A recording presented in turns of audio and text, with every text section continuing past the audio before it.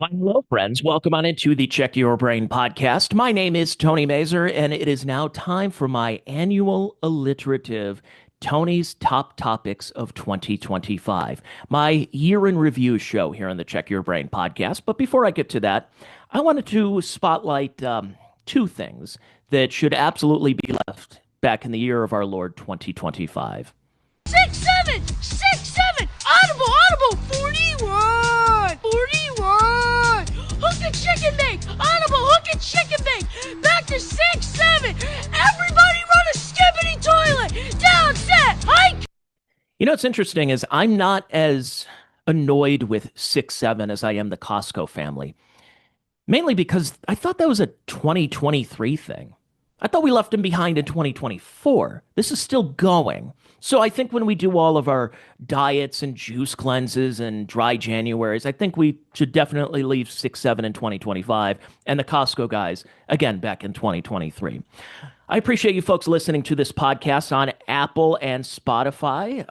Hit the, I don't know, the subscribe button over there. And if you are watching this on X or Twitter, whatever you want to still call it, Rumble and YouTube, I appreciate that. And if you want more content from me, go over and subscribe to my Patreon, where I give you about 4 episodes per week.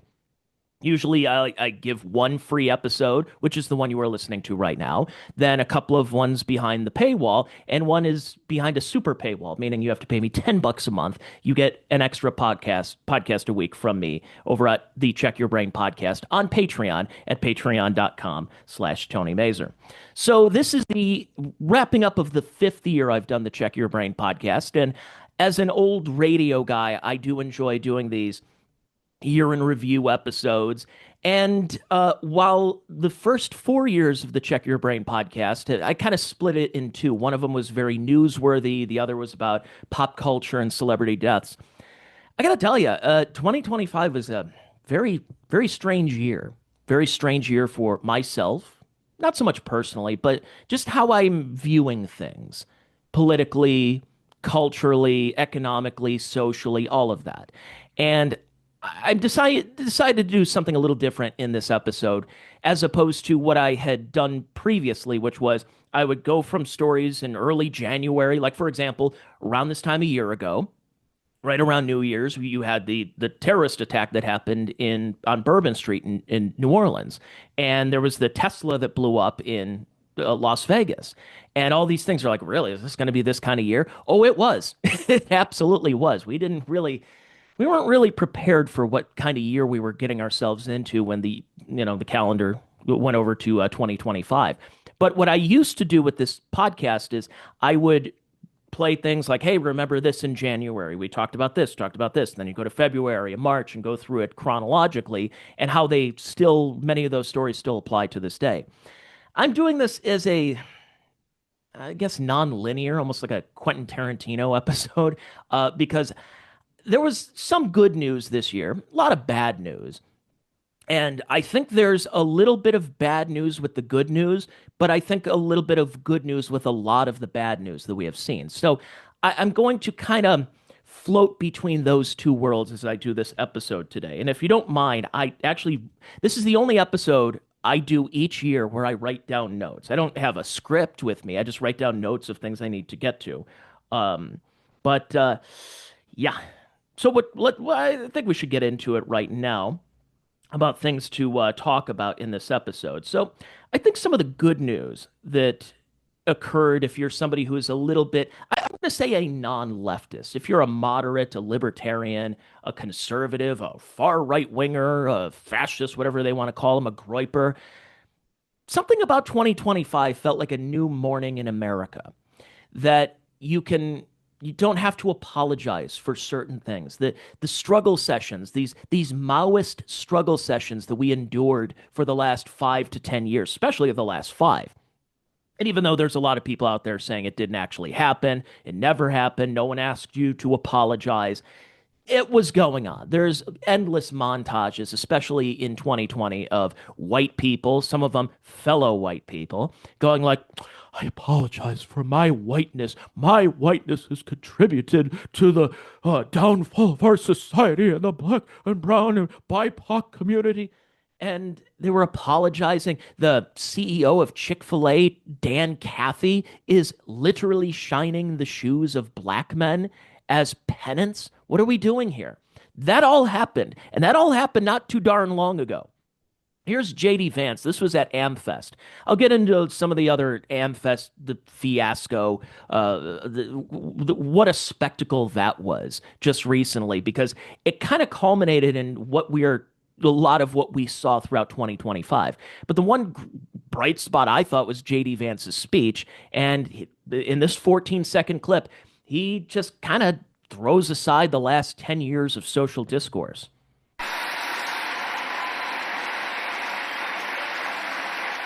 In the United States of America, you don't have to apologize for being white anymore. I should also point out previous two-time podcast guest, JD Vance, who very well could be the nominee for president in 2028. Be really odd. I would hung out in if he becomes president. It's really strange to know that the vice president of the United States at one time knew who I was. I have his phone number, so not going to call it, not going to dox him, not going to do what other podcasters do. But I like what Ben Dreyfuss says here. He says, OMG, the left was annoying on Twitter for a few years. Jesus Christ, like, get over it. Get over it? No, we're not going to get over it. The fact that freedom of association for the last 60 years has been illegal if you're a white person. It's almost illegal to be an actual right winger, not a pretend, not a neocon, not a Fox News a contributor who calls himself a Republican, who's artificially sweetened enough to be accepted into public discourse. That you are in the acceptable side of the Overton window. No, we're talking about like someone who actually believes in a right wing. Well, that's fascist. That's whatever. And yet that's outside the Overton window. That's off the, as Tom Woods would call it, the 3x5 index card of allowable opinion. Yeah, that was going on. We're not apologizing for that anymore. So yeah, people are saying things like retard and gay and not being afraid of their language like it had been a true struggle session that we saw for all these years. But I just love this Ben Dreyfuss, so his Richard Dreyfuss is a strange son, and he's like, oh, that actually didn't happen, or like some of them are saying that never happened. No one may forced you to apologize. Jonah Goldberg of all people, the guy who wrote the book Liberal Fascism with a smiley face and a little Hitler mustache, and he's the one who's like, no one actually made you apologize. Yeah, what do you think DEI was? DEI was excluding people who might very well be qualified or sometimes overqualified for a job, and they were turned away because of the color of their skin, because they had to meet certain quotas. And Coca-Cola, I know Goodyear did this, and other major Fortune 500 companies they would bring in outsiders and would put a projection screen behind them by saying that white people need to apologize. It's not okay to be white. The ADL had that. In the last 10 years, we were told the okay sign, because if you're watching on the video, here, let me do this right here. The W in my fingers here, that for the okay, do the okay. The W, that's white, and then the circle you are making with your index finger and your thumb down to your wrist, that's the P as in white power. So if you see somebody doing the okay sign, hokely dokely do, then that means you're a white supremacist, I guess, or drinking white milk, or all this other crazy nonsense that they're at that point where they're saying that never happened. It's this whole cycle of that didn't happen, but if it did, it's probably a good thing. So we're done with those days. I'm the DEI industry, though it's still around. They haven't put the woke away, as we'll get to later on in the podcast. The woke isn't gone away, but they had to retool themselves. They had to, instead of the DEI departments, diversity, equity, and inclusion, they would finagle the acronym a little bit, where it'd be EDI, the Equity and Diversity and Inclusive Department, and say, no, see, we're not DEI, registered trademark, but they're still around. And we did see it a couple of times in corporate America and colleges that were still having their DEI office. They just changed the titles, they changed the job, their LinkedIn pages. And that's what happened. And some were like, "Yeah, no, you're not getting away with that. You're the same office. You just changed titles. It's not. We're not doing this. So that has to change." Um, there's so many of these things that have really now become lampooned, and I'm very happy about it. I'm very pleased with it. So many years ago, you were hearing about stories of that just anything can be racist. Just put up "is racist" in Google, and you will find "is sleep racist," "is being on time racist," "is math and science racist." And again, people like these overly online lefties are going to say that didn't happen. That's not a thing. Oh, it's not. Here's this from 2020.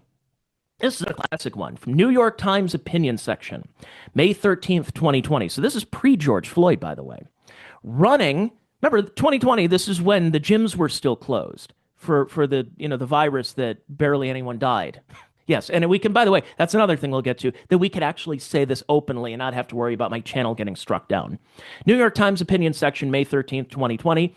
Running has been a pastime marketed primarily to white people ever since the jogging craze was born in the lily white Oregon track and field world of the late 1960s. So here's the thing. 5 years ago, a story like this would get front page bylines in the New York Times, Washington Post, or just your local newspaper. And it was just, yeah, hiking is racist. Running is racist because only white people ran. And because black people, that the reason they don't run is it brings up PTSD of being chased by racist cops. But again, that was given credence. That was given like countless awards for writing and for research back in the day. Again, just 5 years ago, even maybe just 2 years ago, that you were seeing these obese black women that would be sent to different schools and different companies and just put "all white people are racist, PayPal me" behind her. We're done with this. And that's the one for all the bad news that happened that I will eventually get to here in this podcast. For all the bad news that happened in 2025, the good news is that era is getting openly mocked. And it's getting openly mocked because this is around the time when you were seeing millennials really enter corporate America and get into middle management roles and HR roles. And the pink-haired woman with the septum piercing and the chest tattoo is the HR lady now. And when that ended up happening, that's when you saw the corporate atmosphere. It was all about, 5'3" in an attitude, Gen Z girl boss type of stuff, or millennial girl boss. And the good news is Gen Z, though there's still some problems with them as well, there's a lot of them who are very based, women and men, and they're not putting up with it. I talk to my cousins. I have cousins who are Gen Z, and I mean, they make me sound like Al Franken. It's kind of strange. You don't realize what you did with your overextending of the woke stuff and the COVID stuff and calling everyone a racist and a Nazi. You're not prepared for what we're about to experience here in well, if it's not already happening in the next couple of years. More good news, speaking of 2020. I mean, it's a little late for this now, but we're getting confirmation out of places like Georgia. Remember, we weren't allowed to question a certain election that occurred about 5 years and a month and almost 2 months ago. There was a certain election in November of 2020 that if you had mentioned any inconsistencies throughout the process, whether they're patching up walls and windows in Detroit or a pipe that burst in Atlanta, and these all weird inconsistencies that happen occurred in purple states where it was a very small margin of error that could really shift an election. Pennsylvania, Philadelphia, that there were hockey bags full of ballots that were coming in at some point. And again, just a couple of years ago, I couldn't be on YouTube right now saying this without my channel getting struck down. that I have misinformation. I got dinged about talking about COVID and talking about the 2020 election on this channel before. Probably why I don't have a lot of reach on YouTube. Other places, yes, maybe not so much YouTube. But I've been suppressed because I was talking about it, and I don't care. Well, it turns out we're getting a little bit more information 5 years too late. Um, According to this is from Rasmussen, Georgia, more affidavits. Many of the boxes of ballots had voted 100% for Joe Biden and 0% for Donald Trump. The ballots appeared perfectly filled out as if they had been pre printed with the presidential candidate selected. They did not look like a person had filled this out at home. So we're getting all this information out. And the one interesting thing about hubris is people will eventually tell what happened. We may not exactly know about Epstein and JFK and RFK and Michael King and other figures from the past, but there's some things, especially in recent memory, that somebody's going to go on a podcast, somebody will write a book, someone will eventually admit that, yeah, we did it, and what are you going to do about it? It's been years. Well, it's been years. What are you going to throw me in jail right now? Who cares? You're in power already. What's the big deal? So with ego and hubris over time, these people will eventually admit what they did was evil, and they're like, yeah. So what are you going to do? And everyone's like, I guess nothing. I guess that's it. It's kind of the point of 2025 we'll get to about Charlie Kirk is that there really are just no consequences. You can lie, you can mislead the people for a long time, and then when it comes down to Judgment Day, people just shrug their shoulders and they say, "Oh, you're still talking about that?" Because I guarantee you, I will bring this up about the 2020 election, and someone is going to be like, so what's so okay? So what? Yeah, that was 5 years ago. What's the big deal? You're still talking about that? Why are you still fixated on it? My gosh, Tony, you're obsessed. That's not what I'm talking about. But anyways, also 2020 era. This is interesting. So remember when we were told the vaccine? Here's another thing I couldn't say on YouTube or Twitter or other places. Remember when the vaccine we were told was safe and effective? Go ahead, take the vaccine. It is safe and it is effective. And here we are as a people that were led to believe that the person in the white lab coat is going to tell us the truth.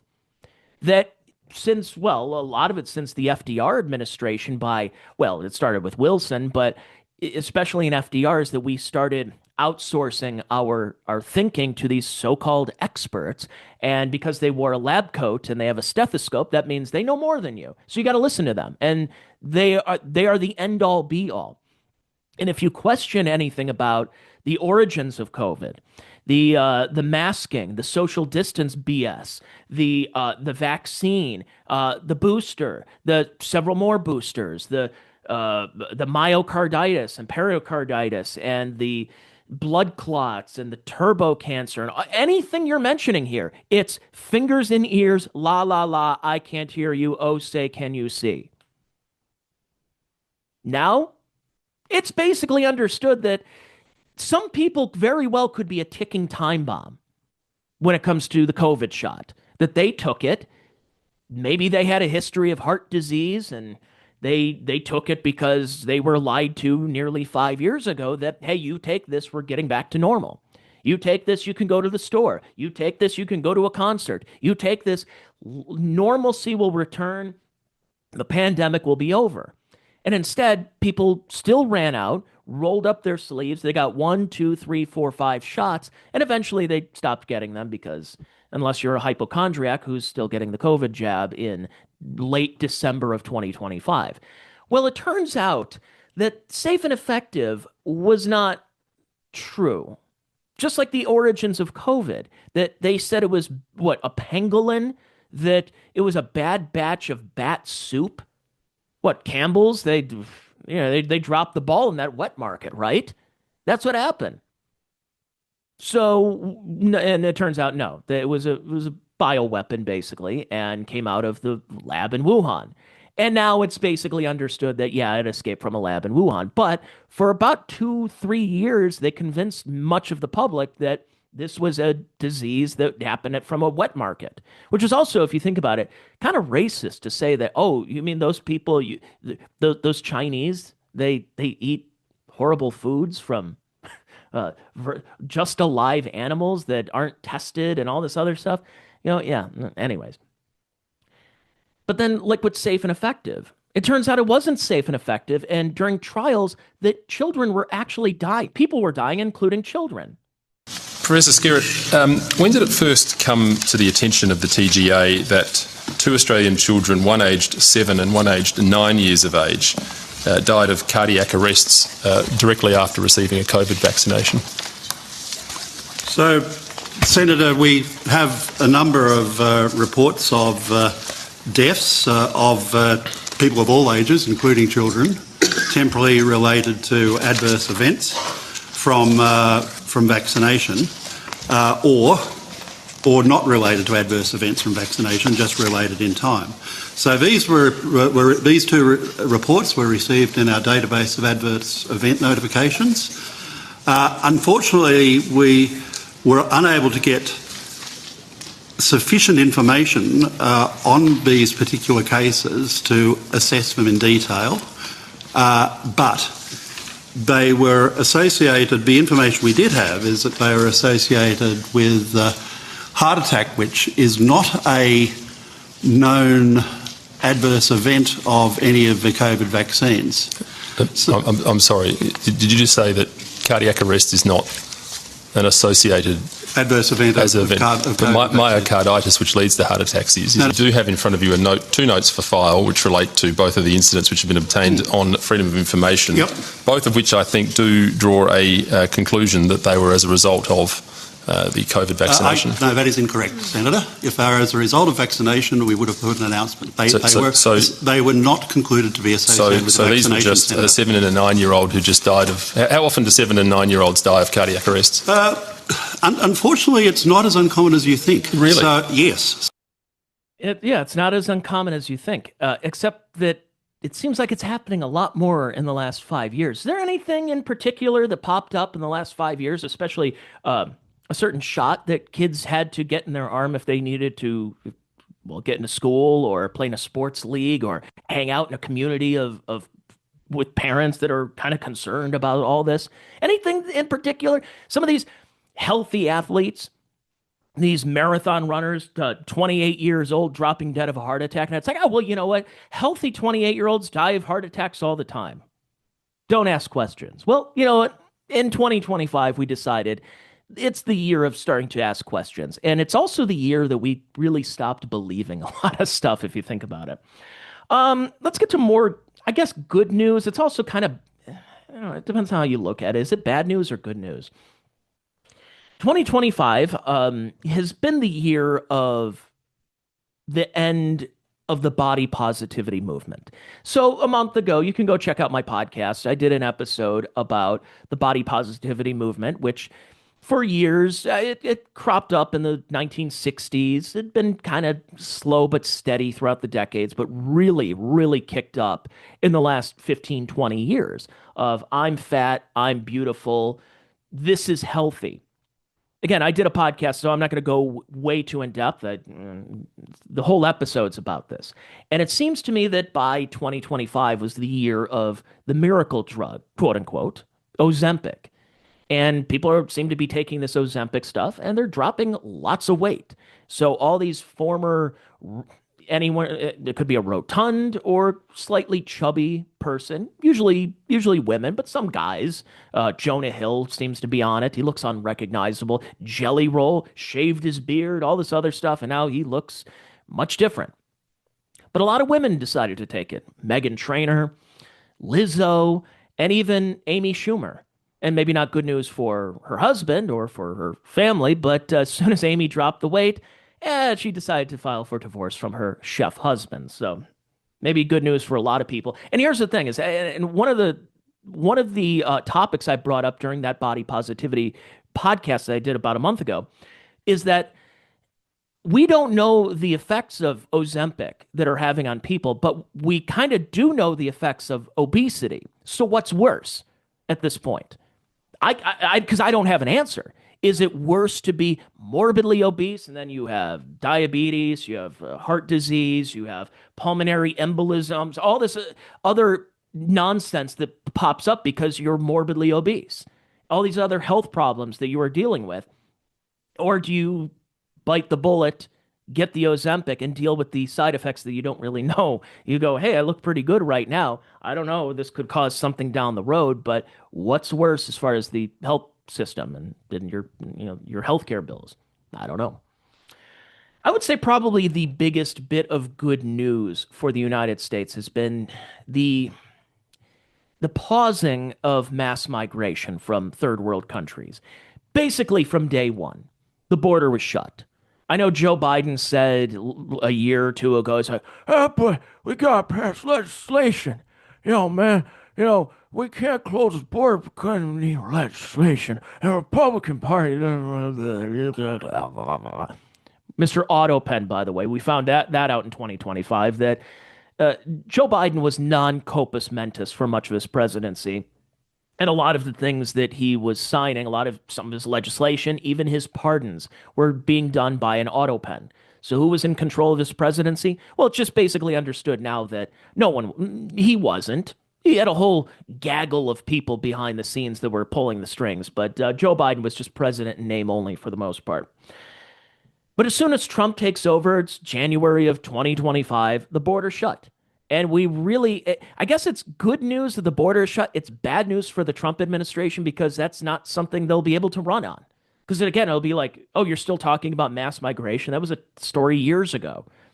Kind of sucks that they can't use that going into the midterms for next year as a rallying cry because once you solve a problem, the problem goes away. And now it's out of sight, out of mind. Now we have a slew of other problems that need to be fixed.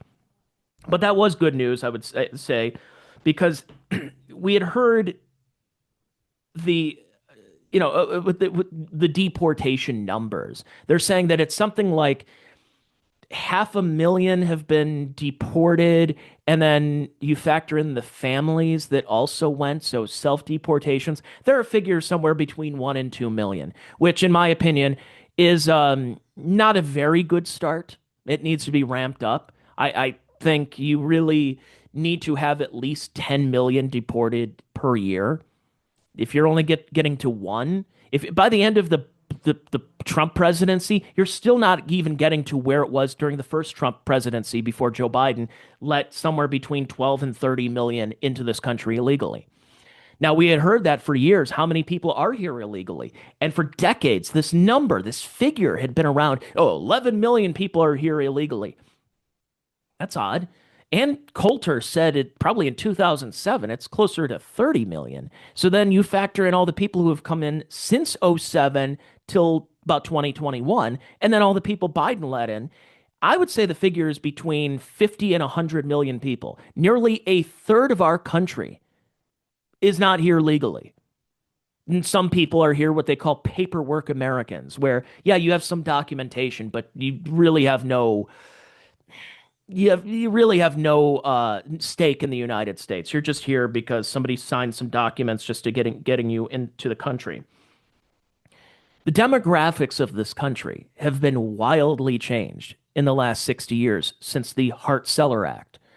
You say, well, America has no culture. America has no, America for 200 years, more than that. I'd probably go back to the Mayflower. Was at that point a largely white Protestant European country. And there was an immigrant, they would open Ellis Island and they would bring in European immigrants from, we got an Italian bridge builder and a Scotsman who's going to open up a whiskey distillery or something, and Polish laborers and all this. And they would come here and they would assimilate into the United States. So yeah, they had their little enclaves. They had a Polish village, a Little Italy, a German village. But it was understood that when we're out in public, we speak English. This is the common language, and you assimilate into the community. So yeah, you want to come home and you come home to your Polish grandma and speak Polish, that's fine. But when you're at the store, when you're at school, when you're at work, you speak our language, English. And Calvin Coolidge in 1924 passed an immigration moratorium, and we had that until 1965. And that's when they said it was racist to only accept Europeans in this country, and we opened up the entire third world. We paused European immigration, and we brought in South Asian, we brought in Indian and Pakistani and Haitian and all, and now, as we've seen now in the last 30 something years, culminating in what we have in Minnesota with the Somalis, it's all over the place right now. And why has this been done? Well, it's great replacement. It's not a theory anymore. You notice when Tucker Carlson talked about great replacement, talked about that white people are going to become the minority in 20 years, and that's racist, or Nick Fuentes, or Candace Owens, or somebody who's on the right, a Tony Mazur, for example. But if Anderson Cooper, or Jake Tapper, or the audience at the Jimmy Fallon Tonight Show are hooting and hollering that white people are going to become the minority, then that's a good thing. Remember, it's not happening, but if it is, it's good. It's kind of the theme of the podcast today. So great replacement is happening. Why is this? Why is this being done? Why did this get inflicted upon our people? Well, it's a couple of ways. It's bipartisan. And when Democrats and Republicans come together, it's usually something bad. Why do Democrats want mass migration in our country? It's to break up the demographics, whether it is, malicious and trying to get people mating and, promoting abortion among white people and stuff, but also to change voting demographics. And Republicans want mass migration for cheap labor, cheap slave labor. That's why they had trudged their feet so many years about that. We had heard from Republicans, it's like, no, we need to crack down on illegal immigration, but we want you to come here legally. What does that mean? Ilhan Omar came, quote unquote, illegally. How did that work out? That's a paperwork American, if you ask me. Great replacement is real. It's happening. And that's why we're hearing about heritage Americans, creedal Americans, all of that. And it's just for what? It's slave labor, it's cheap labor, it's food, it's exotic food. Have you really tried good Haitian or Somali cuisine? I don't have it, but you probably have seen Jacob Fry, the mayor of Minneapolis, trying Somali food because, again, it was just sticking it to Donald Trump. It was F Trump. It's one of those, I hate Trump so much, I will eat Somali food. And he puts the food in his mouth and some beans and some garbage. And he's like, Remember when you were a child and your mom made you liver and onions and you hated it? The liver, it's not steak. It tastes, what's going on? And you're chewing and chewing and chewing. It's just gratuitous chewing because you don't want to swallow it. And that's what he was doing. It's like, oh, good. So finally, we're actually getting Republicans who are growing a spine and saying, yeah, no, we are against mass migration. This has got to stop. But here's what's happening is a lot of these farmers now, because here's what happens. And I've talked about this. Actually, I think even some Democrats agree with this. I believe that your company should be nationalized if you go out of your way to hire illegals, go probably through an NGO like the Hebrew Immigrant Aid Society or Lutheran Family Services or Catholic Charities or all these other NGOs out there funneling illegals into our country, feeding and clothing them, getting them jobs, getting them housed, and displacing the people who are already here, like with what happened in Charleroi, Pennsylvania last year, and other places, countless places in this country. If you are going out of your way to turn away the people who already live here, heritage Americans, who are looking for a good job, and you are saying, nope, I'm going to hire illegals.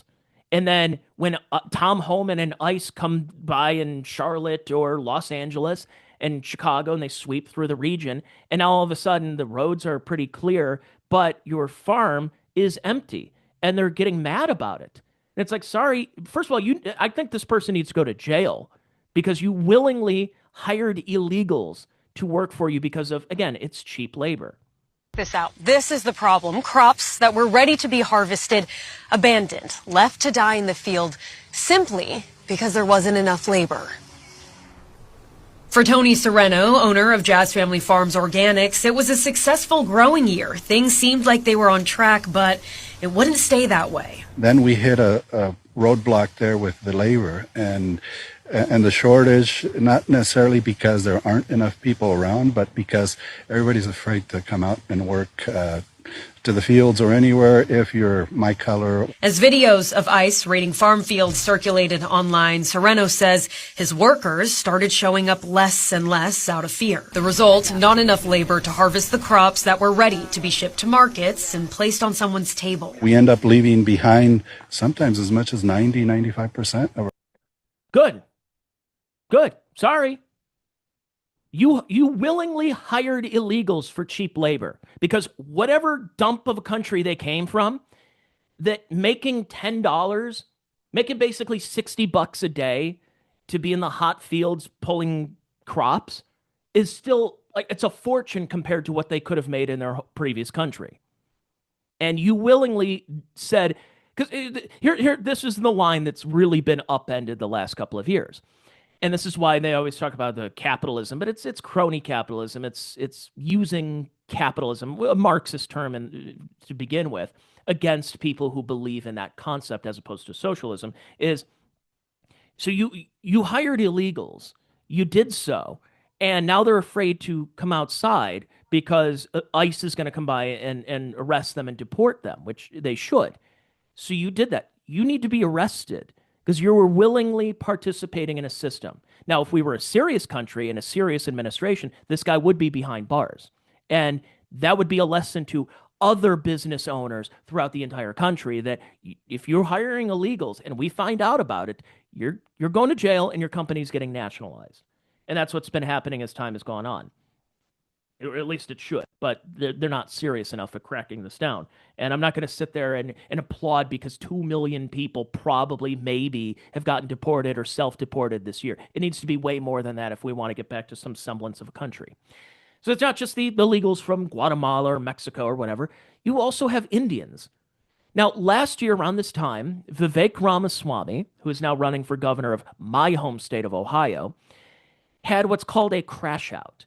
And he put this long-winded thing about how the lazy American, it's this trope about how Americans are too lazy. It's right after Christmas. I think it was on Christmas.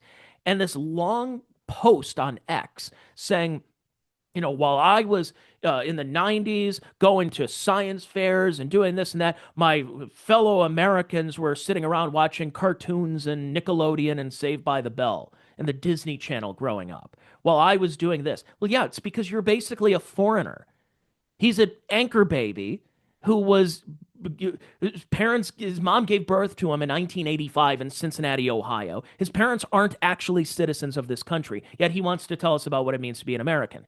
And the problem is especially when it comes to India, Pakistanis, and other groups, they have in-group preference. It's what we see, I think it's FedEx, that the CEO had passed away, and the new CEO is an Indian.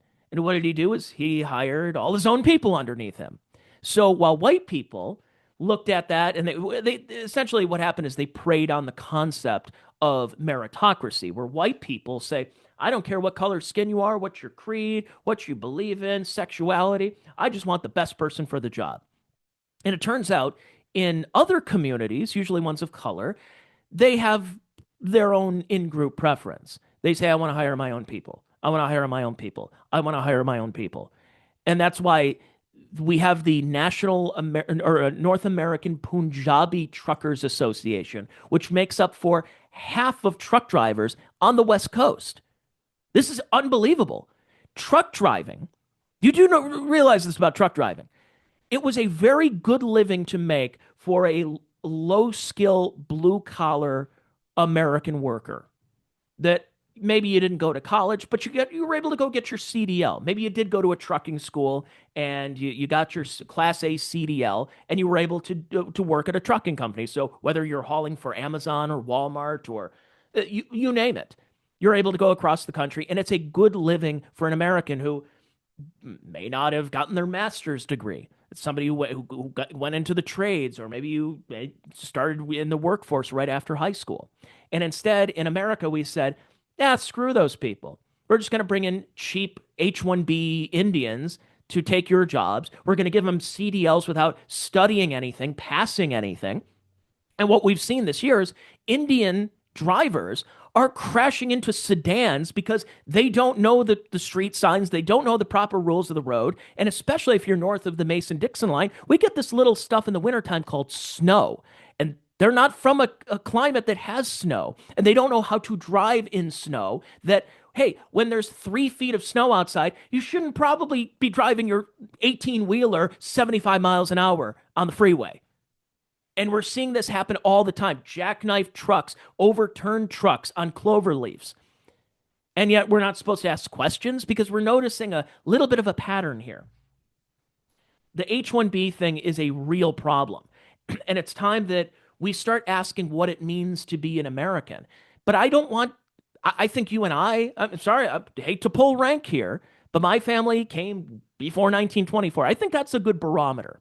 You could say, "Oh, well, my family was I'm a son or a daughter of the American Revolution, or my family was a descendant of the Mayflower." Okay, great. But I think even if you're one of these immigrant families that came over in the 1800s, I think you still have a better say of what it means to be an American than, again, an anchor baby whose parents came here in 1984 or 85 and had you. And I'm sorry, but I'm not going to hear it from someone like Vivek Ramaswamy. This guy needs to absolutely go down. Meaning figuratively, but I don't want him winning. I don't want him becoming our governor in Ohio. This is a guy that he scammed a lot of people, including me, into believing that he was the real deal at one time. Nope. I would rather vote for Amy Acton, the lockdown doctor from 5.5 years ago here in Ohio, over this guy. This guy is a scam artist. I don't like him. And here he is at AmFest recently telling us that he's an American. He's more American than you and I. There's a different vision of American identity that's emergent in certain corridors of the online right. And it says that your identity as an American is based on your lineage. That how long you have been in the country, your lineage and your genetics tied to the blood and soil of the country determines how American you are. It is the idea of a heritage American that says the truest form of an American is somebody who is a descendant of the American Revolution period or before. And I will tell you, this idea of the heritage American, we ought to have this discussion. It's becoming more popular. I think the idea of a heritage American is about as loony as anything the woke left has actually put up. There is no American who is more American than somebody else. The American quality, it's not like the left, they believe in this non-binary stuff. There's no non-binary American. It is binary. Either you're an American or you're not. Vivek is not an American. He wasn't raised as an American. Everything he says and talks about, I mean, yeah, of course he's going to say this because he is an Indian. I don't know, thousands of gods, doesn't celebrate Christmas. Yeah, I know he likes doing his, "Hello, fellow Americans. Look at me with my 10-gallon hat and my belt buckle at a Texas rodeo." Or, "Hello, fellow Americans. I'm at a football game." Yes, that's right, football. Yes, big go team, sports, yeah. I'm sorry. One thing we got to stop pretending is not to know things. You know what an American is. This man, just because he speaks pretty well, very articulate English, doesn't mean he's more American than you and me. And I don't want to be dictated to by people who are not American, by people who do not believe truly in our values as a society. I'm sorry. What does it mean to be an American?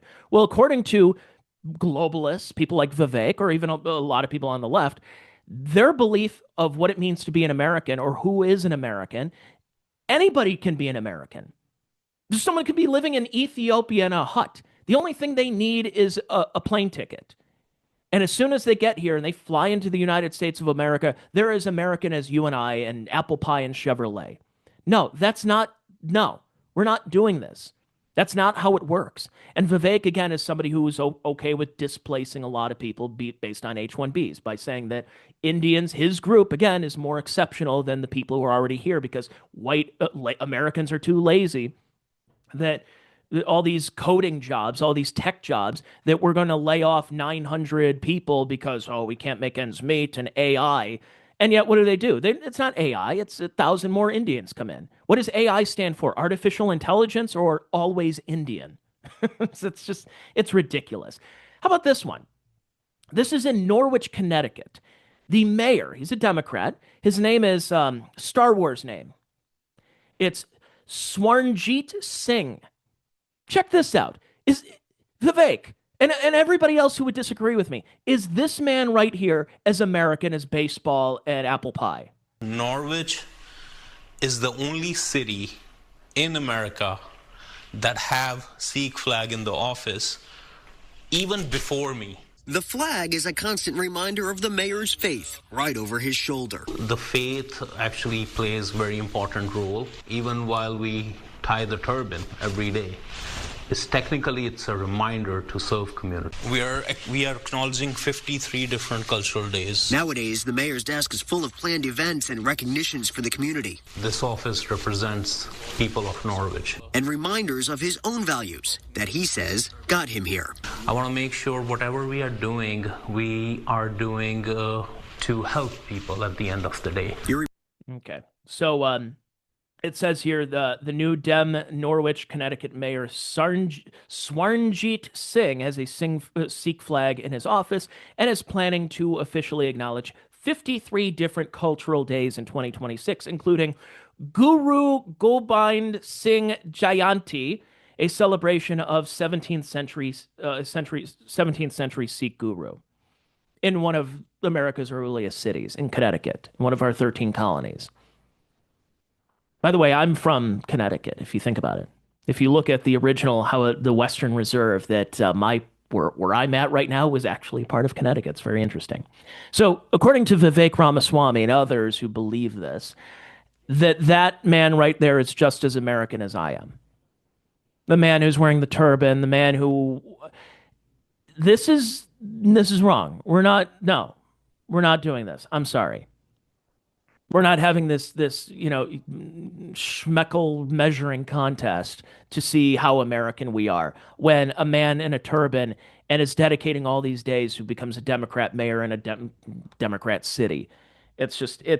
No, that's wrong.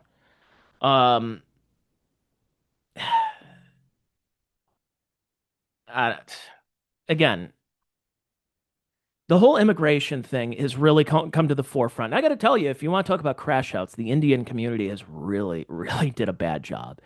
People finding out that 60 to 80% of motels are owned by a Patel and the bodegas and places. And again, I've heard stories of here's a bodega convenience store that has white young people working for them. And then when the Indian takes over, next time you go there, it's all their own people. So again, freedom of association is illegal if you're white. Everyone else can get away with it because they are a blood and soil nationalist for the people that they do like. Here's some more good news. This is, I guess it's kind of good, saying that rent prices are down for the first time in a while, which is kind of interesting. Almost like when you start deporting a lot of people who have been squatting in these apartments. That maybe that'll help. Maybe if you kick a lot of them out of the country, it might actually kind of solve the housing crisis. Working class Americans and young Americans got an early Christmas present. With rental prices falling the most in 15 years, who knew deporting 2 million illegals would lower the rent?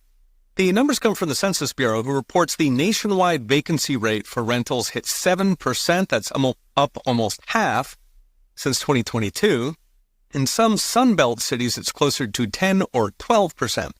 This is bringing rental prices down to a nationwide median $1,367. That's down almost $100 since 22. Okay. Cool. Fine. But remember what I said at the beginning, that a lot of my good news is wrapped in bad news and the bad news is wrapped in some good news. Well, here's that. You think that's good news. What's the bad news? Housing has become increasingly out of reach for younger generations, and many households are now abandoning the goal of home ownership altogether, per Realtor.com. Yeah. So you say, oh, well, hey, rent prices actually have dropped. That's pretty good. Are Are we a healthy society if we're a nation of renters? If we're just serfs who have subscriptions to things? We don't actually own anything physical. Oh yeah, you think you bought your car? No, when you went to Toyota to buy your Corolla, what is Toyota? Is Toyota a car company? No, they're a leasing company. You're basically leasing that car. That's what happens. So we're a nation of people who don't really own anything physical. And it's kind of what we heard years ago about Project 2030 and the with Klaus Schwab, and it's you will eat the bugs, you will own nothing, and you will be happy. Are we happy? We're going to be renters. We're a nation of renters. We need more affordable housing. We need to put up a new uh, development of apartments in this community. Yeah, no. How about the fact that a modest starter home in a suburb is like $300,000 and people can't afford it. And that's why you're seeing 25, 30-year-olds getting really upset with this. It's just what's happening right now. And it's even worse now because millennials. Now, when you think of millennial, you think of high school and college kids, right? Well, you have to update your thinking there because millennials are now 30 and over. They're between 30 and 45 as of 2025. And millennials living at home and percentage of foreign born populations are basically the same map. So, where I am in Ohio, the amount of percentage of age 18 to 34, which is not just millennials, it's a mix of Gen Z and millennial, 31.3% of Ohioans, and where I'm from, are living at home right now. The highest percentage of people still living at home right now looks like it says New York. No, actually, oofa. No, it's New Jersey. Sorry about that. New Jersey, 47% of adults aged 18 to 34 are living at home with their parents. Now that was again 2025. That was millennial. Okay, so I got to update my map there. But you're seeing foreign-born share of state populations, and yeah, I'm telling you, is is it good that rent prices are going down? Should they go up? I don't want them to go up, but I don't think we should be a nation of renters. I'm sorry. It's just it's not making for a good time. Here's other weird, again, not good news. I guess good news, but it's also horrible news.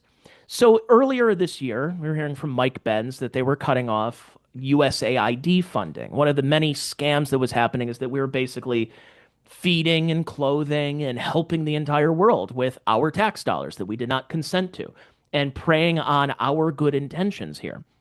Nicholas Kristof says, heartbreaking story about women and girls raped in eastern Congo who can no longer get medication to prevent HIV transmission because of Trump administration's USAID cuts. Careless men in DC make decisions and Congolese girls suffer. Now, what is this all about? Why are they getting women getting raped and getting HIV? It's because they're people in the Congo. What actually, let me look it up. Average What is the average IQ of a Congolese person? 63 to 73, which is pretty low. So these are people who have low IQ, low impulse, high testosterone, and they cannot stop raping women and infecting them with HIV. And it's my responsibility because they cannot behave themselves to send my tax dollars and have USAID funding HIV medication in the Congo. I thought we're done with conquest. I thought we hated colonization, that we have to be, why are we the world police? I heard that during the Bush administration. Second Bush administration. Why do we have to be the world police? Why do we have to meddle? And all of a sudden now it's like we still have troops in Korea. We still have troops in Germany. We still have troops everywhere. We're meddling because of Israel and all these other countries and stuff. And we're still the world police. I don't want to be. Well, does that mean we have to be, does America first mean America only? How about we focus a little bit more on our own country?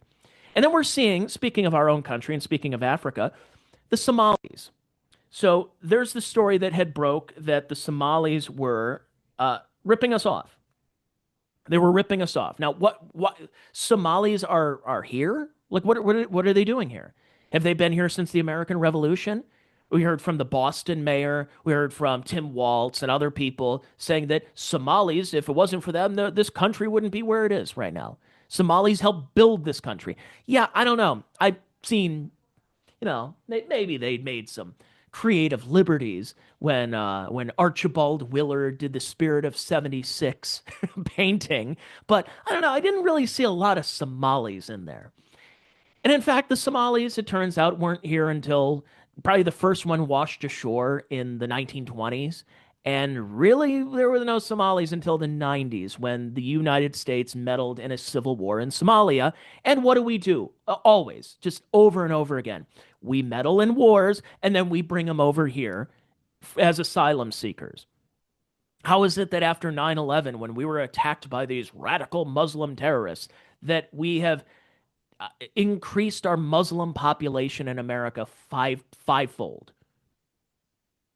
What sense does that make? Well, that's what happens. We attack the country and then we bring over the refugees. And that's what we did in Somalia in the 1990s, the George H.W. Bush and Bill Clinton administrations. We brought them here, and then we put them in these enclaves in Minnesota and Columbus, Ohio. Now, why did they bring them to Minnesota, you may ask? Because that's kind of interesting. You come from Somalia to Minnesota, which is north of me. It gets cold where I'm at in Ohio. Why would Africans want to go to Minnesota? It's because they were placed there. And they were given all these other opportunities to really, as we found out, ripping off the system, saying their kids are autistic. And they were able to get more money, or squatting in certain buildings, and a massive scandal. And why did they do it? Because they preyed upon the Scandinavian culture of Minnesota. Minnesota nice. Rose Nyland, Betty White's character from Golden Girls, would talk about St. Olaf and the farms and everything.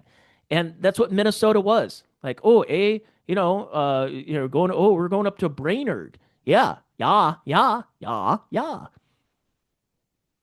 what happened? Look at the Mall of America when it was built in Bloomington, Minnesota in 1992. Look at the first day, people pulling their camcorders out and showing off who's in Minnesota. It looks like Minnesota. Nowadays, in 2025, going into 2026, the Mall of America looks like the Mall of Mogadishu. And they preyed on those people. They've brought them here. And as Wajahat Ali says, you're not just bringing us here. You're bringing our mom, our grandma, our great grandma, our second cousin, our third cousin, and we're breeding people. So we're going to create more people. And you lost. You shouldn't have let us in the first place. And I'm like, well, yep, that's probably, we're starting to hear about that. But yeah, the doors have been blown off in recent times. So it's kind of good news that we've been hearing about this Somali scandal. You have women who are complaining about what's happening. White women like, oh, God, we love our Somali community. We love their food. No, you don't. Now you have a girl. How about this one? I saw this one the other day. This is a girl who is Somali, who is well skilled, apparently enough, with, depending on their IQ, skilled enough to repeat liberal talking points by saying that, why do you care that Somalis are here when this is already stolen land anyways? Support everyone, and because people deserve to be here, because we shouldn't be illegal when this is literally stolen land. Literally like stolen land. You mean the country that was, again, conquested, colonized, that Europeans brought innovation, industrialization.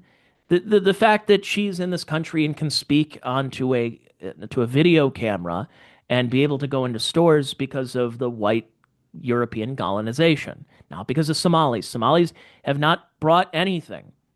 Turns out that they've been a drain on the system. Sorry, this girl needs to go. I know Vivek would probably say this girl is as American as I am, but no, she needs to go. They need to go. This immigration thing, I know a lot of people are really upset with, how it's being conducted. No person is illegal.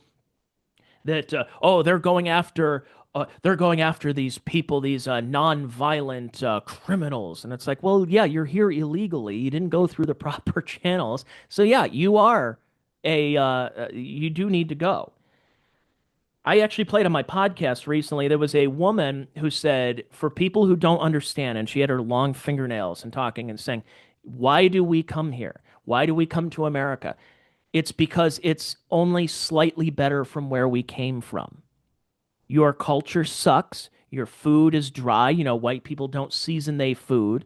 Your music sucks. All of this sucks. So we're coming here and basically raping your resources. That's all we're here for. We love Somali. We love the motherland. Minnesota changed their state flag to look just like the Somali flag. They capitulated to them. They bent the knee for the Somalis in this community, which is, again, continuing to grow. And you would say, well, if you're leaving this dump of a country or any country, Haiti, Pakistan, India, if you're leaving there, why don't you pledge your allegiance to the United States? Again, as I mentioned earlier, when European migration happened, that people came over and they assimilated into this country. And the problem is these people do not assimilate. They refuse to assimilate. You have baseball players who have come in from the Dominican Republic or some of these other Caribbean countries who don't speak a lick of English. They love our women, they love our money, they love what we have here. Don't care about, they just only hang out with their own people and they speak their own language. And they have to have an interpreter in post-game interviews. And we just accepted that as time went on because we're a multicultural society, because playwright in 1908, Israel Zangwill, said that we are we're a melting pot. That's what we are. Are we a melting pot or are we a salad bowl? We're not a melting pot because the Somalis are treating Minnesota like it is Mogadishu. They're not assimilating into the culture that we have. They dislike our culture. They dislike our people. They dislike our history. Then why are you here? Because again, they're only here to scam our resources and send it back to the motherland. And it's wrong. That's why they need to go. Sorry. It doesn't matter where you got to go, even if it is. And see, here's the other problem. Here's the bad news, is that we're getting people like Kilmar Abrego Garcia. Remember this whole story? He's this MS-13 gang member who wears a Chicago Bulls hat all the time. Is he a big Bulls fan? Who's wearing Bulls stuff after the 1990s, after Michael Jordan retired? Nobody, except he wears a Bulls hat all the time. And he's had domestic violence issues and just he shouldn't be here. And we have our politicians like, what's his name, Chris Van Holland, just absolutely simping for this man who, I don't care where they send him. And then they deport him to another country. Well, he's not from here. He doesn't know the language. Well, he doesn't know our language either. He refused to. And we have people, we have these DEI judges and the district attorneys and all of them just supporting, and the activist judges. So here we are, this one talking about what's happened. Like, we can't even deport Kilmar Abrego Garcia to any other country. He has to stay here because of why? What service does he provide in this country? So the government gave the district judge gave the government until the 26th of December, that is to say Friday, to actually answer the question. What is your plan for Mr. Abrego Garcia? Are you planning to rearrest him? If so, why? We'll then have the opportunity to respond to that, and then based on that, the judge will decide whether to convert her temporary order prohibiting his rearrest into a permanent order or whether to dissolve it.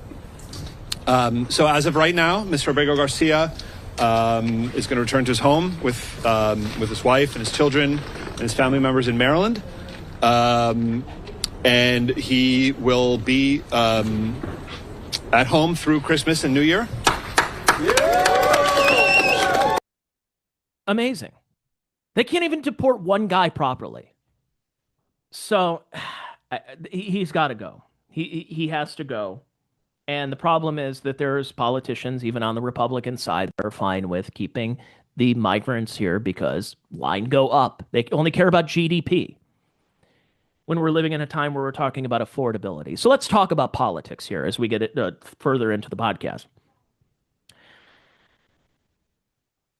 Let's start with the left at this point, leaving aside their behavior with after Charlie Kirk was killed, and people jumping up and down and praising him, and either saying something benign like I never heard of Charlie Kirk until yesterday, so why should I care? And other people saying, good, I'm glad he's dead. F Nazis, we kill Nazis. More Nazis need to go. Leaving aside that, the Democrats, if you've noticed, they've been moderating as time has gone on, and they've been focused on affordability. And I don't believe them when they say they want to make things affordable. This is, of course, the tax and spend party, as we've known for several decades. But them saying that is a winner, clearly. And that's why younger people who are leaning towards socialism. They're saying this system, what is set up right now, is not working. And I got to tell you, them moderating and ditching for the most part, they're not completely abandoning the woke stuff and the DEI stuff. It's still around. It's just not at the forefront right now. They just keep saying like Zoran Mamdani and Bernie Sanders and AOC and Jasmine Crockett. They're talking about, affordability, affordability. It should be affordable to live in New York City. First of all, it shouldn't. It shouldn't be affordable to everybody, but they're going to want to have free bus lines and free grocery stores, government grocery stores. But it is kind of a winning message. And the Republican Party right now are not taking what's happening seriously. Donald Trump, Scott Bessent, none of them are taking it seriously. You can't sit here at the end of 2025, go on a primetime address and talk about how great the economy is when people are saying cost of goods and services. I'm paying $300 at the grocery store for groceries that, and that's a big grocery trip. But if you have a family of 4 or 5 and you're going grocery shopping, you're paying $300 a week. It's not good. And you can't tell those people that they're wrong. That's what Joe Biden did. Joe Biden, the reason he and Kamala Harris lost isn't just because he's an old man who was crapping his diaper at the Vatican and losing his train of thought during the 2024, that June 2024 presidential debate. I had COVID in the Ukraine. That's not really why he lost. And it's not just the woke stuff. It was things are not getting better. Things are not improving right now. We need to figure this out. And you can't tell people, and Joe Biden was like, "Oh, the economy's back, man. Unemployment. I was looking at unemployment, and the people back to work, man. What's going on? Were people not happy?" Well, people said, "No, I can't afford things. Things are not going down. We need deflationary prices." The problem is, it's the wages are not pacing with the inflation. Things are going way, way, way up, and they're not being able to afford it. And that's when it hurts the American dream of buying a house and getting married, having children. There are people I know making $80,000 to $100,000 a year, living paycheck to paycheck. And it's not because they're not pulling themselves up enough by their bootstraps and, their avocado toast and their unicorn frappuccinos. No, it's the cost of goods and services are not going back down. And the Trump administration is dropping the ball left and right by saying, you don't know how good you have it. The GDP is up. The stock market is at record highs. That's not good for Main Street. Maybe for Wall Street, because Nvidia and Tesla and all these other AI companies are putting their chips in the AI basket. But for regular people, you're not reaching out to them. You're not doing anything properly, and it's really hurting. And this is why you're seeing people like Zoran Mamdani and others who are leaning towards socialism. They're winning elections at this point. And the Trump administration is not taking any of this serious by posting memes on Twitter, do like cheeky, mean tweets and stuff. That worked like a year ago and 10 years ago. Not anymore. It's not funny anymore. Pete Hegseth. Do you understand that they want to put Pete Hegseth in The Hague? They want to frog march Donald Trump and members of his administration to jail. They want to impeach him the first opportunity they get. And at this point, they're not taking it serious. Oh, we're going to have this big explosion because of tariffs in the spring. Oh, it's going to be amazing. That you're going to have to prove it right now, and you're going to have to calm people down. Otherwise, you're going to get your butts whooped in 2026 in the midterms. And and during the TPUSA AmFest, there was a lot of talk about the civil war that's been going on in the Republican Party. And this has been a thing probably since after World War II, the post-war consensus. You had the old right versus the neocons, the Irving Kristols of the world, and Bill Buckley. And then you saw the rise of where neocons weren't just working at think tanks and the Weekly Standard, National Review, but then they started making appearances on cable news and CNN, Fox News, and then eventually got into positions of power in the government by the 1990s, well, 80s and 90s, and peaked in the 2000s and 2010s. And there had been always an attempt to purge members of the right, whether it was, well, actually, I have this book right here. Pat Buchanan. It's a great book. Interesting title. Will America Survive to 2025? Suicide of a Superpower. Joe Sobran, Sam Francis, they purged them from the party successfully. But they're having a real problem doing that right now because we have the internet. And we've realized that those people that were the supposed experts and the neocons and people who are neocon adjacent, the John Boltons of the world, these people lied to us. And this is why you're seeing a rise in conspiracy theorists and populism of again, Candace Owens and Nick Fuentes on the right. That's the ascendancy that's happening. And the old guard Republican Party is changing in real time. And by the way, can I talk really quickly about America Fest? What was that all about? Leaving aside the Tucker versus Ben Shapiro and stuff, what the Erica Kirk stuff is kind of bothering me now. I hadn't mentioned it on this podcast since she had that first address the week after he was killed, that she co-hosted his show or did a speech from his studio. It's a little weird, isn't it? That she's walking out to the fireworks and she's going on cable news and promoting the book over and over again. Doesn't say, look, I understand we all grieve in different ways, but I don't see a lot of grieving. Also, a couple of weird things she would say that, oh, when Charlie would come home from work on Friday and he would lock his phone in the drawer and say Shabbat Shalom. Wait, what? Pardon? What? And then here's another weird thing. This is probably the weirdest thing that I saw at TPUSA at that event. I didn't go to it, but I saw the pictures and the video. There was a tent that was a replica of the one that Charlie was murdered in. Does anybody find that a little strange to me? The last moments of Charlie Kirk's life in Utah, you erected a replica set with the tent that he was murdered in. What is that? You don't think that people are going to want to take bad faith selfies in there? That was a little strange to me. I'm sorry. That just seems very strange. But we got to talk about the elephant in the room as far as what is splitting the conservatives right now, the Republican Party, and it's Israel. Putting it out there right now, the support for Zionism, the Zionist project, has absolutely decreased, especially in the last 2 years. But it's been going for a long time. Where is the support for Zionism right now? You say, oh, well, certain Jews, because not all American Jews, a lot of secular Jews are pro-Gaza. And a lot of people on the right are looking and saying, I don't know about this Israel stuff. Your support is basically from Christian Zionists right now. A lot of boomers. Boomer support. Boomers were the first generation that had been propagandized by the television. And the person on TV can't talk. You can't talk back to the TV and they will listen.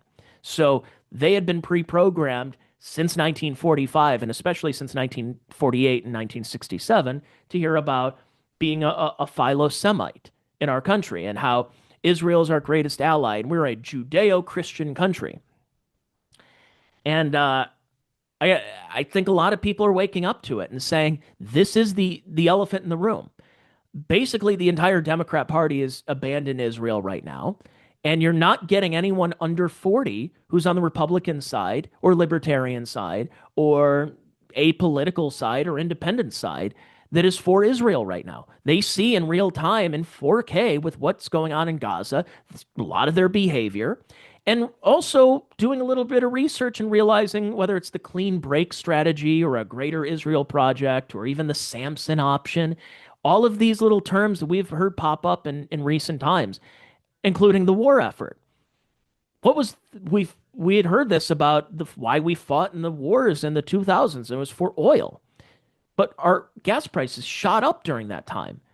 I remember the gas station. It was a BP station. The first time I saw a two for gas, my entire life it was one something, buck 30, buck 60. That was what gas prices were. All of a sudden, I'm seeing twos, and 2 years later, it's in the fours and fives. So if we're fighting a war for oil, why is our gas prices shooting up? Because it wasn't for oil. It was for the interests of Israel. Because Israel wanted uh, all of these wars were not on behalf of what is in our best interest. It was Israel's best interest, whether it was Afghanistan, Iraq, eventually Iran, Syria, Yemen. These, it's the elephant in the room, and it's splitting the party right now. And Israel's behavior, I mean, including Charlie Kirk is the one who said it. The text right before he died to Bill Ackman and Josh Hammer by saying you and to Benjamin Netanyahu, you guys got to change your strategy. He's like, I'm on college campuses every day, even conservatives, even people who are Christians who had normally been pretty supportive of Israel, saying, "Oh, they're our greatest ally, and it's probably a pretty good idea to have this ally in the Middle East with all these powers that hate us." And he's like, "I'm talking to people on the ground every day. They are not in favor of what you are doing right now." And then we've seen how bloodthirsty these pro-Zionists have been in the last couple of years. Whether it is people who happen to be Jewish, of the Dave Rubins and Mark Levin, Ben Shapiro, Randy Fine, but then also others who've embarrassed and discredited themselves in Ted Cruz, Mike Huckabee. Is Mike Huckabee the U.S. ambassador for Israel or the Israel ambassador to the United States? I have no idea what's going on. And it's like it's this disconnect that's going on right now is between it's kind of like what we've seen with the economy, but the disconnect right now is between the donors and everybody else. You ask any of these people under 40, they don't really care that much about Israel. And when I look at with Trump's administration in the first 100 days, things were great. Again, border closed, DEI upended. All the executive orders were incredible. But what changed at the end of sometime in the spring? Probably May and early June, you started seeing the influence of Miriam Adelson and her money. And Benjamin Netanyahu, I think, is going to the White House for his sixth meeting this year alone. And Donald Trump was arm in arm with Mark Levin. Who's Mark Levin? Who cares? It's just this squeaky voice guy who cares more about a country 5,000 miles away than his own country, supposedly. I mean, a lot of this started, when you were seeing the attacks on Fordo in Iran. And apparently we heard about, oh, we completely decimated, who did that? Fordo is decimated. Their nuclear site's decimated. Because, of course, we had been hearing for 35 years that Iran is 5 minutes away from a nuclear bomb. They're away from a nuke. They're so close to a nuke. We got to do this. And then now we're hearing, oh, we probably should send some more missiles because that's what Netanyahu's at the White House for. I'm telling you, it is not working anymore. This is, yes, some things have been great, but a lot of things, especially since May and June, have really not been great. And they've been losing the PR battle in many ways. And I think the first time I really saw them get flustered with public relations was the Epstein files. Now, let's break it down here. What are or were the Epstein files? Who was this? Who was Jeffrey Epstein? What does he have anything to do with this? How did he, a college dropout, end up getting into the Dalton School hired by Bill Barr's father and get into all this? He knows the Khashoggis and the Wexners, and he's this big mover and shaker, and Les Wexner's financier for 20-something years. Pride of Ohio State University, as we see. If you ever watch an Ohio State game, it's Wexner Medical Center, Wexner everywhere, plastered all over the campus. That's nice. Jeffrey Epstein was clearly he was tied to intelligence. he was an asset. I don't want to say he's an agent, but he was an asset, which is what Alex Acosta said. Why didn't they really go after him with the fullest extent of the law? Why didn't they drop the hammer on him? Well, because he belonged to intelligence, British intelligence, Mossad, our three-letter agencies in our country. That's who Jeffrey Epstein was. And to say, and here's the problem, is we had known this before Trump became president. I talked about Epstein a few times on this podcast. Of course, he ends up dying in 2019. But here's where a lot of people felt it dropped the ball. Because you could say, well, the Democrats didn't care about Epstein until Trump became president. I said, yeah, they're being disingenuous, but they're using it as a political ploy right now. All of these people, Pam Bondi, Kash Patel, Dan Bongino, they all ran on being transparent. We're going to tell you what's going on. We're going to tell you we're not going to lie to you like the previous administration, saying that Joe Biden was sentient and the vaccine was safe and effective and this and this and this. We're going to tell you the truth. And in fact, we have binders on Pam Bondi's desk she's going to give to these right-wing influencers. And it's the Epstein files. We're going to finally find out what happened. And DC Drano and Libs of TikTok and Mike Cernovich and Jack Posobiec, they're all posing with these big binders. And they say, hey, don't open them until 3 o'clock. And as soon as they open them, it's just black marks.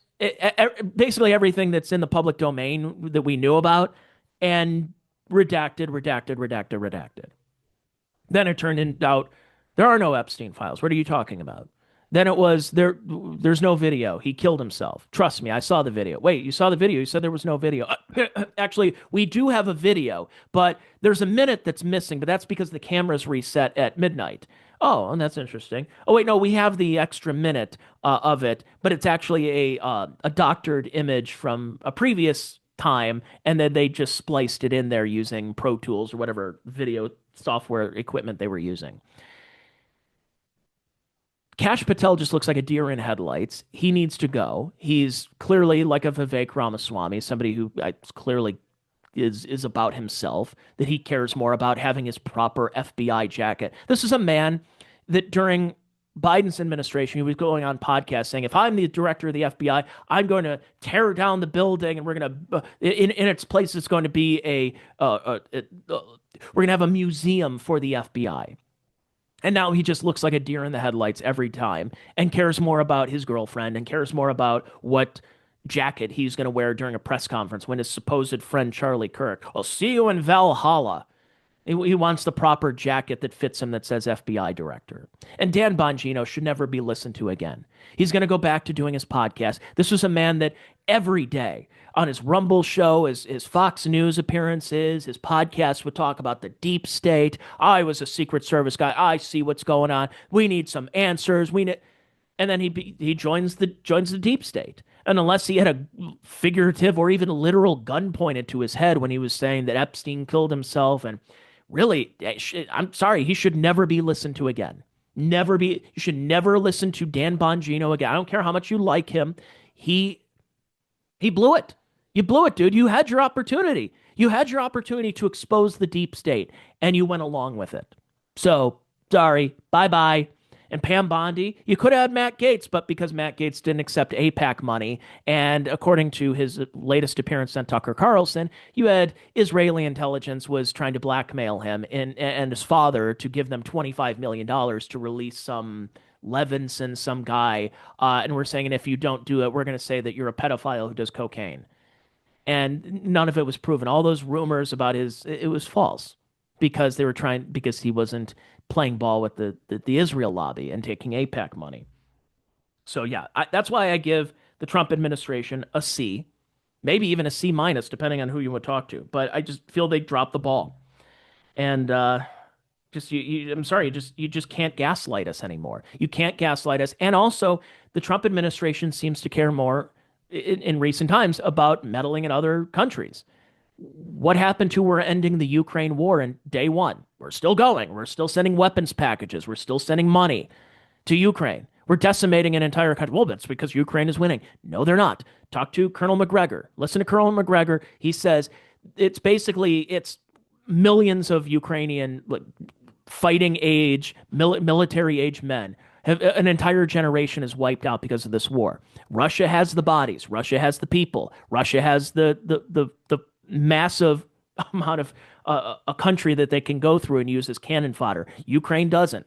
Why are we still doing this? Why has anything not come to the table? I thought we were doing this in what, February, when Trump and Vance were up against what's his name, Zelensky in the White House in that briefing, and they were going toe to toe. And then what? We're sending more money, and we're not close to anything right now. And of course, we're still gonna start wars for Israel's behalf. And this is why a lot of people have abandoned the Israel project, because they say you seem to care more about all these other countries, and we need to send money to the Congo for HIV medication and this and that. And yet our major cities are destroyed. Every major city, just, it looks like Skid Row. We used to talk about how Los Angeles, that one street is Skid Row because it's a bunch of homeless. Every city has a Skid Row, several Skid Rows. And we're not talking about it because they don't care. They really don't. We care more about other countries than we do about our own. So here's an example, just one of the many things that you hear every day of murderous people against again, Americans here. This is classic. This is in Houston. Here's another. It's an 18-year-old murders a 16-year-old because he thought the 16-year-old stole his vape. Shortly after, he was moved to the Harris County Criminal Courthouse. You are charged with murder, which is a first-degree felony. Wearing an orange jumpsuit and handcuffed for the first time, Matthew stood before a judge, charged with murder in the death of 16-year-old Andrew Mazur, a Sterling High School sophomore.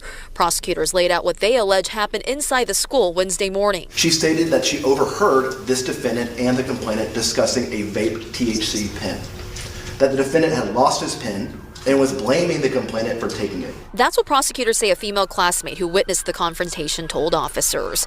According to investigators, police were called out to the high school around 11:15 a.m. Mazur died from his injuries, a puncture wound to the neck less than an hour later. Prosecutors say surveillance video from school shows Matthews and Mazur together earlier that morning, later entering an empty lab classroom. Late today, the Goose Creek CISD police chief shared in a statement they believe the suspect and victim, quote, knew each other well. In court, we learned where authorities believe Matthews got the scissors used to kill Mazur. Defendant followed the complainant to the bathroom, searched his pockets, did not find the pen, but instead found a pair of scissors on the complainant's person. He took the scissors and put them in his own waistband. Prosecutors say the confrontation then moved back into that empty classroom. That's where they allege Matthews pulled out the scissors he had taken from Mazur and stabbed him in the neck. A classmate ran out screaming for help and a teacher rushed in. So yeah, it's going on all the time now. Now, the good news that we saw in 2025, again, you want to talk about bad news that's wrapped in a cloak of good news here. The CRS, I did a whole podcast about it in October. The Community Relations Service has been officially defunded. For the uninitiated, the CRS was a racial censorship arm of the DOJ, signed into law with the Civil Rights Act. Its function was to threaten and silence the families of white victims of racial crimes. Its stated goal was to keep the peace between races, but in reality, it was only weaponized against white families. If you've ever seen a white victim's family immediately after a tragedy go on the news and say an obvious hate crime wasn't about race, that was the CRS at work. And that's what it was. That whenever you heard, like, for example, Austin Metcalf's father, that would come out and say, hey, this wasn't a racial incident. I forgive the killer of my son. I forgive. You heard this all the time, but it would be the opposite if a white person killed a black person. And then it was, we want justice, rest in power. We will not stop. We will. And that's because that's a part of the civil rights movement and the Civil Rights Act is that CRS. Whenever you would hear that, that has since been defunded, and that's gone, which is, again, a good thing. So I mentioned Austin Metcalf. I mentioned a lot of other things this year because let's jog the memory. If you remember Austin Metcalf, let's go to Irina Zarutska. Speaking of Ukraine, she was a woman who had escaped a war-torn country and came over to the United States. And she ended up in Charlotte, North Carolina, was working at a fast food place or a restaurant or a sandwich shop. And she gets on the light rail, but she doesn't understand that in inner cities, there are certain places you just walk across the street. She didn't know the fact that in our own country that we still have a lot of segregation, and it happens when if you're at night and you're in an inner city and you're about to jump on a train and no one around you looks like you, might not be for your benefit. And she didn't know the rules of what we have put forth in this country because we don't crack down enough on crime. And this guy who's sitting on the train just looks at her, he's staring at her, and just gets up and stabs her in the neck. And no one else did anything. And they caught him on video saying, I got that white girl. And then what? What happened? Well, what happened is he should have been behind bars before. He was and kept getting let out because of DEI judges saying that, oh, well, good behavior. Oh, we don't believe in incarceration, that's white supremacy. How many times this year did we see, and it's not just this year, but it's especially when you look at crime statistics and it's, oh, this guy was arrested for taking a 2x4 and blinding a woman by bashing her upside the head with it. He had been arrested 82 times, 75 times, 36 times, 102 times. Why are you, if you're arrested more than a certain point, at what point do you just decide to give him, for YouTube purposes, Canadian health care? But it continued over and over again. These stories of 12 to 45 to 75 time criminal had been let out, and immediately as soon as he leaves jail, he's back and doing crime and killing somebody. These absolutely could be prevented, which is why these judges should be disbarred. And everything the Trump administration tried to do, and like Kilmar, Abrego, Garcia, that these judges should be impeached. They need to be held to a higher account. And it just continues on and on and on and on. That in their mind, they feel that these people need to be rehabilitated instead of incarcerated.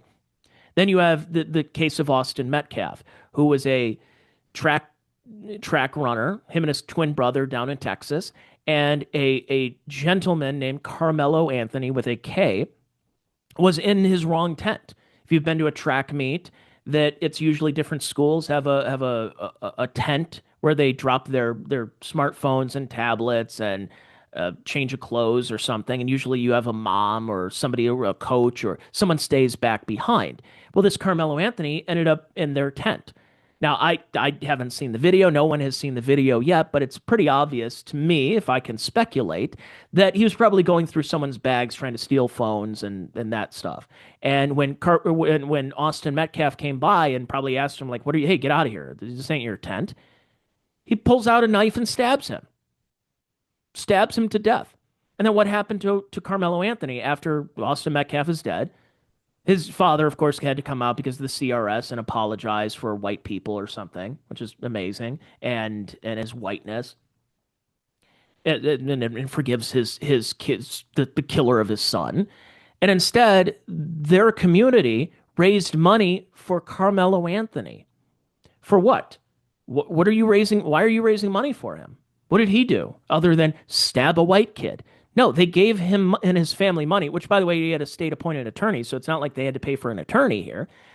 And he made over $500,000, his family. And if you look at the comments, it's anywhere between $20, $200, $2,000, and there were emojis of black fists.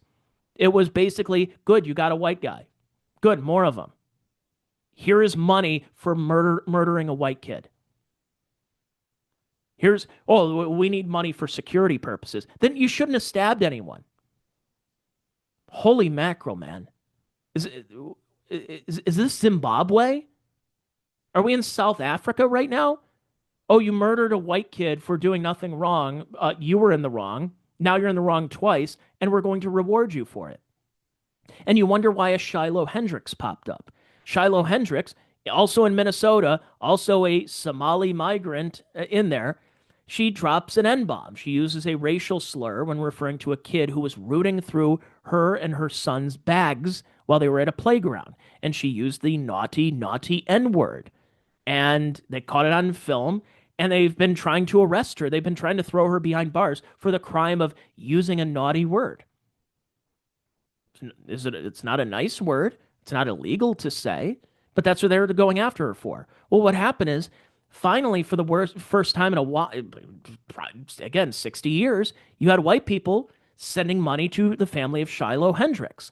And a lot of the grifters in the Black Lives Matter movement are like, really? You're giving money to a racist for using a bad word? It was completely in response to the fact that the black community was sending money to a murderer because he murdered somebody, not because of security. Just spare me with that stuff.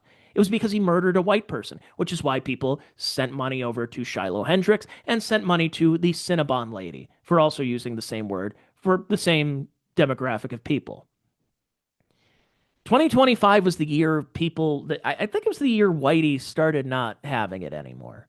It was, you could say that 2016, as Van Jones said, it was a white lash. It was, this is all some of the woke stuff, some of the Barack Obama, that electing Donald Trump was a way for white identitarians to have some stake in the game once again, whatever stake is left. 2025 was the year Whitey's like, we're not doing this anymore. We're not having it. Problem is, Whitey is not, it depends on who you're talking about, but Whitey is, especially conservatives, they're not violent people, but we're seeing a rise in violence and the normalization of political violence. And after Charlie Kirk was murdered, and also last year, Luigi Mangione shoots the CEO of United Healthcare. And there's a large chunk of the people in this country are fine with it. There was a poll around the first No Kings protest that said over half of very liberal people agree that it would be justified to murder Elon Musk and Donald Trump. They feel that Luigi's in the right, free Luigi. Throngs of simping, childless women outside the courtroom in New York are happy about him murdering a healthcare CEO.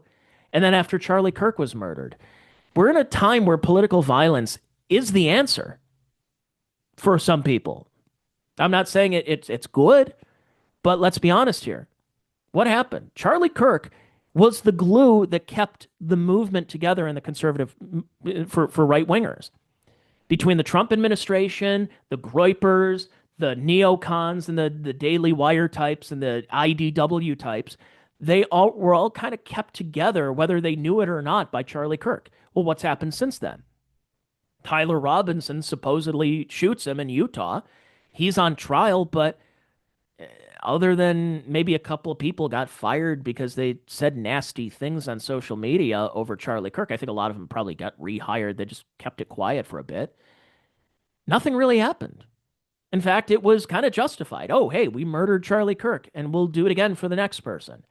It was a year that, sadly, it feels that we have normalized political violence once again. It's like the Weather Underground from the 1970s, 60s, and 70s. What happened with the Weather Underground, by the way? What happened to those people? What happened to Angela Davis? What happened to Bill Ayers? Well, they ended up getting, a lot of them got pardoned, and they got tenured teaching positions. Barack Obama looked at Bill Ayers as his mentor. So what were the consequences of a rash of political violence? Virtually nothing. You just got to wait it out and play the long game, which is what happens, the long march through the institutions. So 2025 was quite a year. Again, some good news, lots of bad news. What do we have in store for 2024? I don't know. I think it's politically, culturally, socially, economically. I think what happens is I don't really care. Here's the last thing I'll say. Economics does not mean anything unless you figure out demographics first. I think anybody talking about how to, whether it's the inflation rate for this and tariffs, that, you're not going to see any of that until you start deporting a lot of people and start cracking down on crime, because demographics means more than economics. I think economics is downstream from demographics. Economics is downstream from demographics. That's one thing to keep in mind as you head into 2026. And we'll see what happens with the election, what happens through, I don't know, who knows? There might be another rash of political violence that we see that's justified. And it shouldn't be, but hey, we're coming upon the 5-year anniversary of January 6th. So, yeah, get ready for that. So, anyways, I thank everybody for checking out the Check Your Brain podcast. Final Well, no, this final episode for me for the year, since it is New Year's Eve. If you were listening for free, if you were checking it out on Patreon, it's a couple of days early. But yeah, thank you everybody for your support this year. And it'll be the 5-year anniversary coming up soon of this podcast, going into year number 6. And we'll see how long I feel like doing this.